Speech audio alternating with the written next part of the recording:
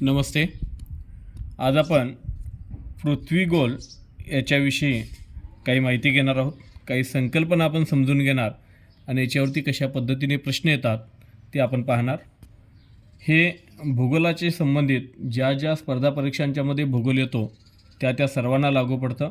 त्यामध्ये मग TET परीक्षा असेल, MPSCच्या परीक्षा असतील, UPSCच्या परीक्षा असतील किंवा तलाठी, पोलीस भरती या सर्व प्रकारच्या परीक्षांसाठी हे उपयोगी पडू शकतं. बघा, हा पृथ्वी गोल आहे. हा पृथ्वी गोल जो आहे त्याचा आकार कशा पद्धतीचा आहे तर तो साधारणतः जिऑइड प्रकारचा आपल्याला बघायला भेटतो. तुम्हाला परीक्षेमध्ये प्रश्न पडतो, पृथ्वी गोल कोणत्या आकारचा आहे तर कोणत्या आकारचा आहे? जिऑइड आकारचा असलेला आपल्याला बघायला भेटतो. आता या पृथ्वी गोलाच्या बरोबर मधून एक काल्पनिक रेषा गेलेली आहे. ह्या सर्व रेषा काल्पनिक आहेत बरं का. कुठेही पृथ्वीवरती अशी प्रत्यक्षात रेष मारलेली नाही आहे. या सर्व काल्पनिक रेषा आहेत. पृथ्वीच्या मधून बरोबर ही जी काल्पनिक रेषा गेली ती 0 अंशावरती आहे. कशावरती आहे? 0 अंशावरती. ज्या अशा आडव्या रेषा गेलेल्या असतात त्यांना अक्षवृत्त म्हणतात. म्हणून हे झालं 0 अंश अक्षवृत्त. हे काय झालं? 0 अंश अक्षवृत्त. आता या 0 अंश अक्षवृत्तालाच काय म्हणतात तर विषुववृत्त म्हणतात. काय म्हणतात? विषुववृत्त म्हणतात. या विषुववृत्तालाच आणखी एक शब्द आहे काय तर मूळ अक्षवृत्त. काय म्हणतात त्याला? मूळ अक्षवृत्त असं सुद्धा म्हणतात. मग इथं तुम्हाला प्रश्न होतोय बघा की पृथ्वीच्या मधून जी आडवी रेषा गेलेली आहे त्याला काय म्हणता येईल? पर्याय देतात 0 अंश अक्षवृत्त, विषुववृत्त, मूळ अक्षवृत्त आणि वरीलपैकी सर्व. तर उत्तर काय आलं पाहिजे? वरीलपैकी सर्व. ही मधून जी आडवी रेष गेली पृथ्वीच्या त्यालाच ही तिन्ही नावं आहेत. ही तिन्ही नावं तुम्ही लक्षात ठेवायची. 0 अंश अक्षवृत्त, विषुववृत्त आणि मूळ अक्षवृत्त हे एकाचंच नाव आहे. त्यानंतर आपण बघा की याच्यामध्ये साधारणतः 23.5 अंश उत्तर. आता दिशा समजत असतील. दिशा बघा, ही कोणती दिशा आहे तर उत्तर दिशा आहे. ही कोणती आहे? दक्षिण दिशा आहे. ही पूर्व आणि इकडे पश्चिम दिशा आहे. तर मूळ अक्षवृत्तापासून म्हणजे विषुववृत्तापासून उत्तरेकडे 23.5 अंशावरती जो आडवी रेष गेलेली आहे त्याला काय म्हणतात तर त्याला म्हणतात कर्कवृत्त म्हणतात. काय म्हणतात त्याला? कर्कवृत्त असं त्याला नाव आहे. तसंच हे झालं उत्तरेकडे. तसंच विषुववृत्तापासून दक्षिणेकडे 23.5 अंशावरती जी आडवी रेष गेलेली आहे 23.5 अंश दक्षिण ही आडवी रेष गेलेली आहे त्याला म्हणतात मकरवृत्त. काय म्हणतात त्याला?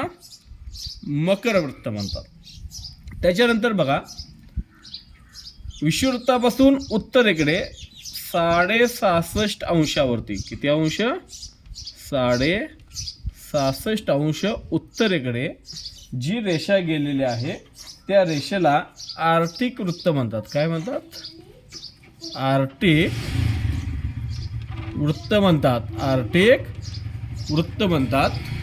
तसेच दक्षिणेकडे 66.5 अंशावरती दक्षिणेकडे 66.5 अंशावरती जी रेषा गेलेली आहे त्याला काय म्हटलं जातं तर अंटार्क्टिक वृत्त असं म्हटलं जातं. ठीक आहे. त्यानंतर बघा, उत्तरेकडे हा जो पॉईंट येतो सगळ्यात शेवटचा त्याला म्हणतात उत्तर ध्रुव. काय म्हणतात त्याला? उत्तर ध्रुव म्हणतात.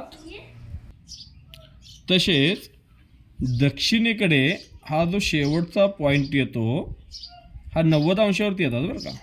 हा पण आणि हा पण किती अंशावरती येतात? 90 अंशावरती. याला दक्षिणेकडे म्हणून याला म्हणतात दक्षिण ध्रुव. नीट लक्षात देते का बा? पृथ्वीच्या बरोबर मधून 0 अंशावरती गेलाय विषुववृत्त त्याला 0 अंश अक्षवृत्त, विषुववृत्त आणि मूळ अक्षवृत्त म्हणतात. इथून उत्तरेकडे 23.5 अंश उत्तरेला कर्कवृत्त म्हणतात, 23.5 दक्षिणेला मकर वृत्त म्हणतात, 66.5 उत्तरेला आर्टिक वृत्त म्हणतात, 66.5 दक्षिणेला अंटार्क्टिक वृत्त म्हणतात, 90° उत्तरेला उत्तर ध्रुव, 90° दक्षिणेला दक्षिण ध्रुव. आता ही मूळ अक्षवृत्त आपण पाहिली. एवढीच आहेत का फक्त? तर नाही आहे.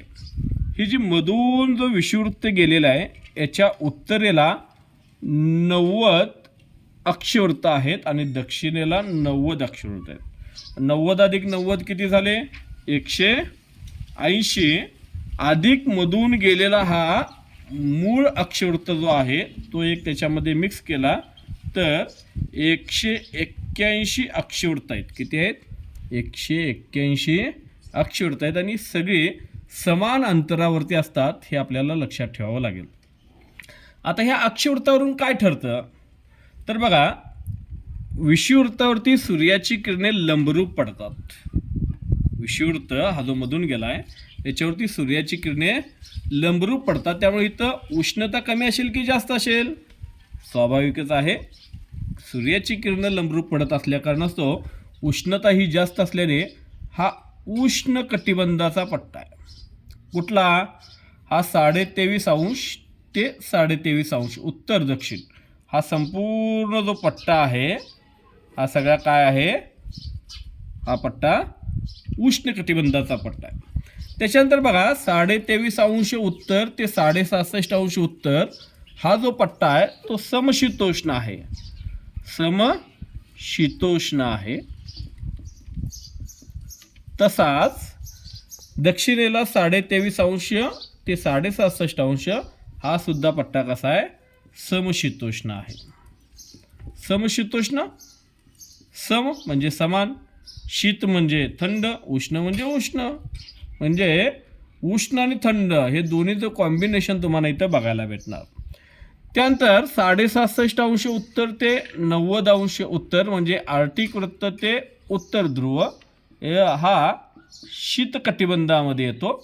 तसंच दक्षिणेला अंटार्क्टिक वृत्त ते दक्षिण ध्रुव हा सुद्धा शीत कटिबंधामध्ये येत असलेला आपल्याला बघायला भेटतो. म्हणजे अक्षवृत्तानुसार काय ठरतं? तर कटिबंध ठरतात, वातावरणाचे, उष्णतेचे, आणि त्यानुसार ऋतुमान सुद्धा बदलत असलेलं आपल्याला बघायला भेटत असतं. हा झाला आडव्या ज्या रेषा आहेत त्या अक्षवृत्तांच्या बाबतीतली माहिती. तसंच आता आपण बघूया, बरोबर मधून जी उभी रेष गेलेली आहे ही जरा मी आता काढून टाकतो.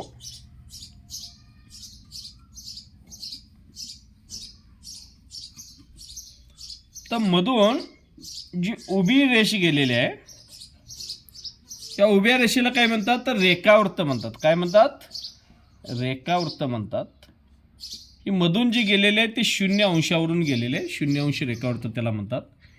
इंग्लंडची राजधानी लंडनच्या शेजारी ग्रीनिच नावाचं एक शहर आहे. ग्रीनिच नावाचं एक शहर आहे, तिथून ती गेलेली आहे. ठीक आहे. मग अशा ह्या उभ्या रेषा ज्याला रेखावृत्त म्हणतात त्या अशा अर्धवर्तुळाकार किती असतील? तर त्या आहेत दोन्हीकडे आहेत. त्या इकडे आहेत तशा इकडे सुद्धा आहेत. ह्या 360 आहेत. किती आहेत?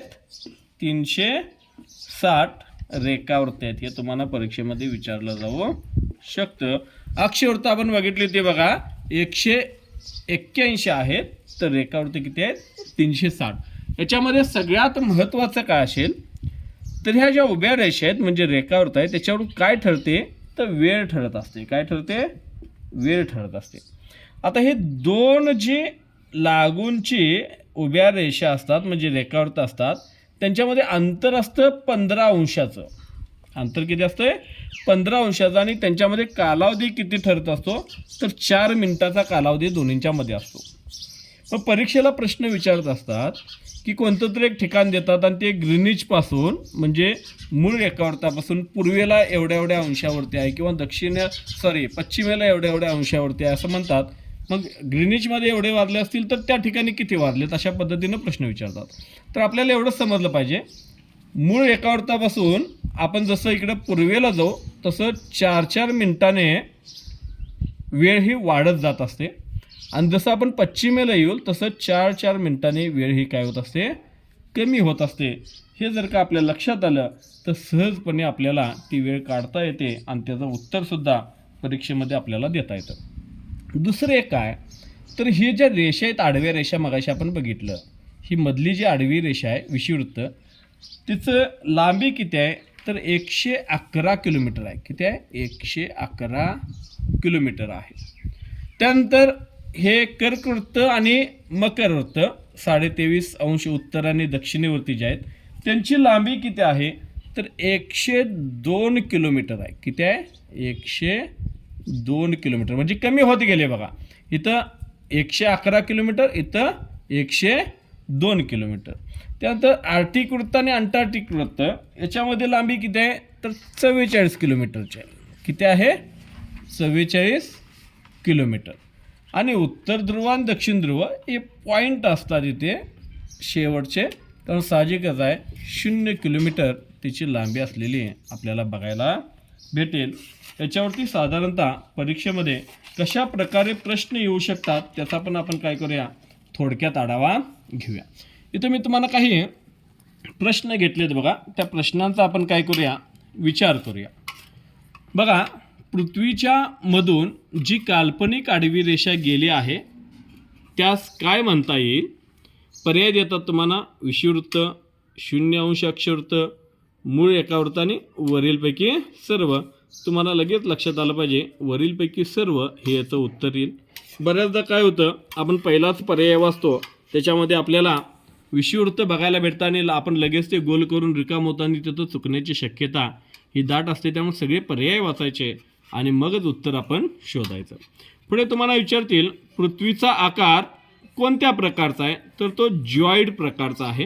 हे पण तुम्हाला तिथं लक्षात आलं पाहिजे. 23.5 अंश उत्तर अक्षवृत्ताला काय म्हणतात तर कर्कवृत्त म्हणतात. 23.5 अंश दक्षिण अक्षवृत्ताला काय म्हणतात तर मकरवृत्त म्हणतात. 66.5 अंश उत्तर अक्षवृत्ताला काय म्हणतात तर आर्टिक वृत्त म्हणतात. आणि 66.5 अंश दक्षिण अक्षवृत्ताला काय म्हणतात तर अंटार्क्टिक वृत्त म्हणतात. 90 अंश उत्तर अक्षवृत्ताला उत्तर ध्रुव आणि 90 अंश दक्षिण अक्षवृत्ताला दक्षिण ध्रुव. त्यानंतर बघा की विषुववृत्ताची लांबी मगाशी सांगितली 111 किलोमीटर. कर्कवृत्त मकरवृत्त दोन्हींची लांबी किती असते तर 102 किलोमीटर. आर्टिक आणि अंटार्क्टिक वृत्ताची लांबी 44 किलोमीटर. उत्तर आणि दक्षिण ध्रुव यांची लांबी ही 0 किलोमीटर असलेली आपल्याला पाहायला भेटत असते. त्याच पद्धतीनं एकूण अक्षवृत्त किती असं जर का तुम्हाला प्रश्न विचारला तर उत्तर येतं 181 एवढी एकूण अक्षवृत्त आहेत.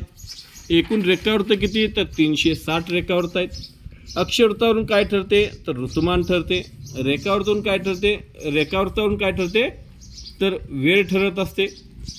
2 रेखावृत्तांच्या मध्ये अंतर किती असतं तर 15 अंशाचं असतं आणि 2 रेखावृत्तांच्या मध्ये वेळ किती ठरत असते, दोन्हीच्या मध्ये वेळ किती असते तर 4 मिनिटांची वेळ असते. ही अक्षवृत्त आणि रेखावृत्ती म्हणून काय बनते तर वृत्तजाळी बनत असते. काय बनते? वृत्तजाळी. हा प्रश्न महत्त्वाचा आहे. आंतरराष्ट्रीय वाररेषा 180 अंश रेखावृत्ताला म्हटली जाते. पृथ्वी गोल आपला जो असतो तो त्रिमितीय असतो. नकाशे हे नेहमी द्विमितीय असतात. आणि जगातला सर्वात मोठा पृथ्वी गोल त्याचं नाव आहे अर्ता. तो अमेरिकेतील मेन राज्यामध्ये यार्मत येथे असलेला आपल्याला बघायला भेटतो. बघा, ही जी पृथ्वी यात या आडव्या रेषा म्हणजे अक्षवृत्त, उभ्या रेषा म्हणजे रेखावृत्त यांच्यापासून हे जे बनतं ह्याला काय म्हणतात वृत्तजाळी असं म्हणत असतात.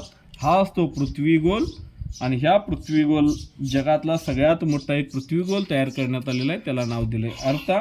तो अमेरिकेतल्या मेन राज्यामध्ये यार्मत या ठिकाणी असलेला आपल्याला पाहायला भेटतो. आपण मोबाईलमध्ये GPS वगैरे असतं बघा, ते GPS म्हणजेच काय आहे तर अक्षवृत्त आणि रेखावृत्त याच्यानुसार ते ठिकाण ठरवलं जात असतं आणि मग ते ठिकाण शोधायला आपल्याला सोपं जात असलेलं पाहायला भेटतं.